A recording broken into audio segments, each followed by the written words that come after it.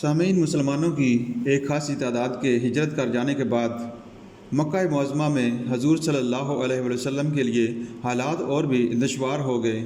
آپ صلی اللہ علیہ وسلم کے لیے یہ ممکن نہ رہا کہ آپ صلی اللہ علیہ وسلم امن و سکون سے مکے میں کوئی تبلیغ کا کام کر سکیں۔ اس لیے آپ مضافات میں تشریف لے جاتے، وہاں لوگوں تک دین کا پیغام پہنچاتے۔ خصوصاً حج کے دنوں میں جو اجنبی یہاں آتے، آپ انہیں اسلام کی دعوت دیتے۔ ابو لہب کو آپ صلی اللہ علیہ وسلم سے اتنی عداوت ہو گئی تھی کہ ہر جگہ آپ کے پیچھے پیچھے جاتا، اور جب بھی آپ کسی سے مخاطب ہوتے تو شور مچا دیتا اور غلط سلط باتیں کر کے اس اجنبی کو بات سننے سے روک دیتا۔ آپ صلی اللہ علیہ وسلم تجارتی میلوں میں تبلیغ کے لیے تشریف لے جاتے تو پتھر لے کر آپ کے پیچھے ہو جاتا اور پتھر مار مار کر آپ صلی اللہ علیہ وسلم کو لہوحان کر دیتا۔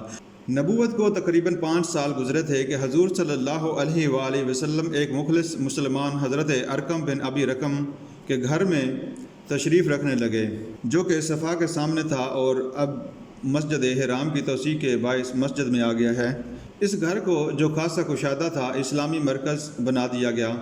تمام مسلمانوں کو اس مرکز کی اطلاع تھی۔ جب کوئی اجنبی مسلمان ہونے کے لیے آتا تو اسے یہیں پہنچا دیا جاتا۔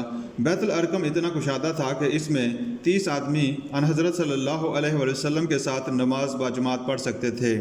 قریش حیران تھے کہ آپ صلی اللہ علیہ وسلم یہ سب سختیاں کیوں جھیلتے ہیں۔ انہوں نے آپ کو اسلام کی تبلیغ سے باز رکھنے کے لیے دوسرے طریقے اختیار کرنے شروع کیے۔ پہلے عتبہ بن رابعہ کے ذریعے آپ صلی اللہ علیہ وسلم کو خوبصورت لڑکیوں، روپے، پیسے اور مکے کی بادشاہت کی پیشکش کی، صرف اس شرط پر کہ آپ ان کے بتوں کو برا نہ کہیں۔ آپ صلی اللہ علیہ وسلم نے عتبہ کی بات کے جواب میں سورۃ الحامیم سجدہ کی آیات تلاوت کی۔ عتبہ لاجواب ہو کر چلا گیا۔ پھر حضور صلی اللہ علیہ وسلم کو پیشکش کی گئی کہ ہم آپ کے رب پر ایمان لاتے ہیں، آپ ہمارے خدا پر ایمان لائیں۔ اس پر سورۃ الکافرون نازل ہوئی۔ آخر تھک ہار کر قریش کے کچھ سردار جناب ابو طالب کے پاس پہنچے اور کہا، ہم تمہاری بڑی عزت کرتے ہیں، لیکن تمہارے بھتیجا ہمارے اندر تفرقہ ڈال رہا ہے اور فساد پھیلا رہا ہے۔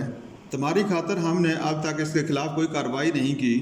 اگر تم نہ روکو گے تو ہم اسے جبراً خاموش کر دینے پر مجبور ہو جائیں گے۔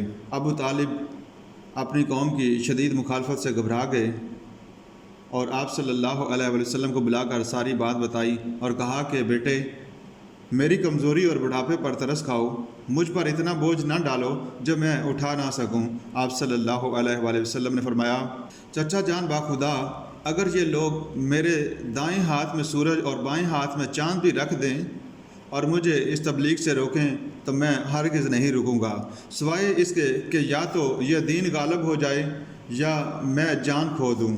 ان حضور صلی اللہ علیہ وسلم کے چچا حضرت حمزہ رضی اللہ تعالیٰ عنہ آپ کے رضائی بھائی بھی تھے اور بنو ہاشم کے انتہائی باغیرت، بہادر اور جرأت مند سپوت بھی۔ انہیں شکار کا بہت شوق تھا۔ ایک دن شکار سے واپسی پر ایک باندی نے انہیں بتایا کہ آج تمہارے بھتیجے محمد صلی اللہ علیہ وسلم کو ابو جہل نے سخت تکلیف دی ہے اور برا بھلا کہا ہے۔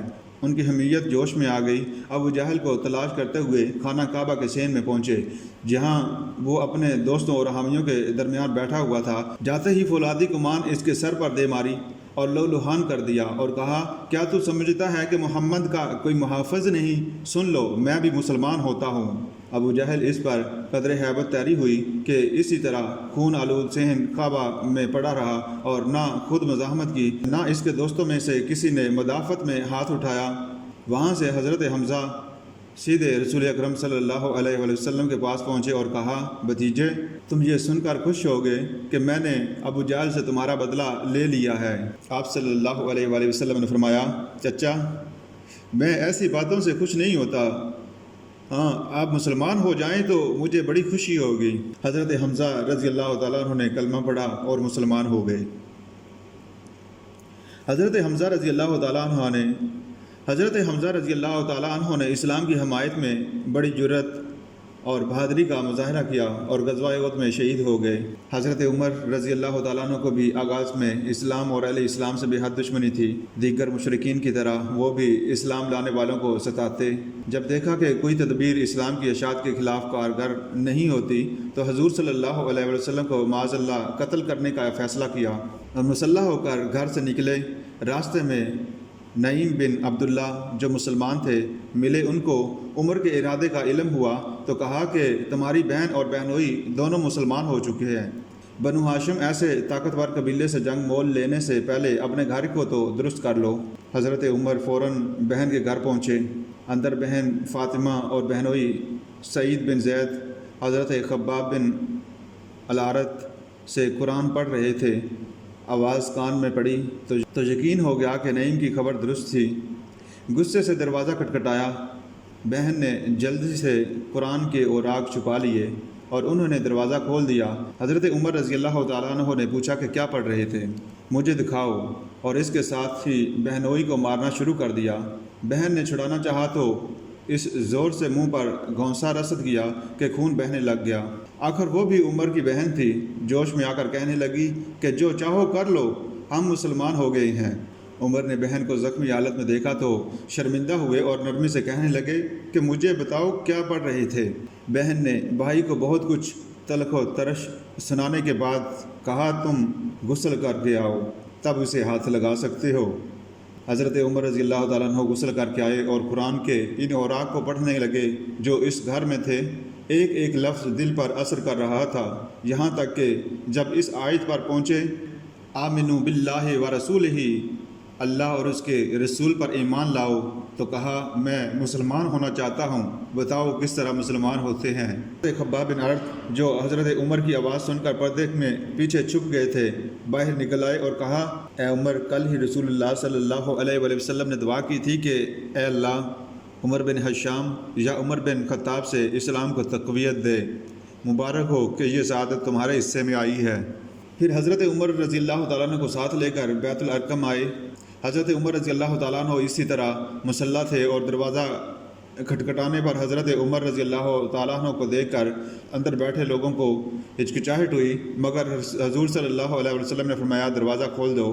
جب عمر رضی اللہ تعالیٰ عنہ اندر آئے تو حضور صلی اللہ علیہ وسلم نے کپڑے سے پکڑ کر جھنجھوڑا اور فرمایا عمر کس ارادے سے آئے ہو؟ حضرت عمر رضی اللہ تعالیٰ عنہ نے فوراً کلمہ شہادت پڑھا۔ یہ اتنا اچانک اور غیر متوقع تھا کہ تمام صحابہ کرام رضی اللہ تعالیٰ عنہ نے بے ساختہ اللہ اکبر کا نعرہ بلند کیا، جس سے پورا علاقہ گونج اٹھا۔ جب حضرت عمر رضی اللہ تعالیٰ عنہ ایمان لائے تو مسلمانوں کی تعداد خاصی ہو چکی تھی، لیکن وہ بڑی بے کسی کی حالت میں تھے، ان کے لیے اعلانیہ نماز پڑھنا بھی ممکن نہ تھا۔ حضرت عمر رضی اللہ تعالیٰ عنہ کے اسلام لانے سے اسلام کی تاریخ میں نیا دور شروع ہوا۔ انہوں نے بھرے مجمع میں اپنے اسلام کا اعلان کیا۔ 30-40 مسلمانوں کی جماعت کو قطار میں لے کر حرم کعبہ میں پہنچے، باجماعت نماز ادا کی اور کسی شخص کو ہمت نہ ہوئی کہ حضرت عمر رضی اللہ تعالیٰ عنہ کے مقابلے میں آتا۔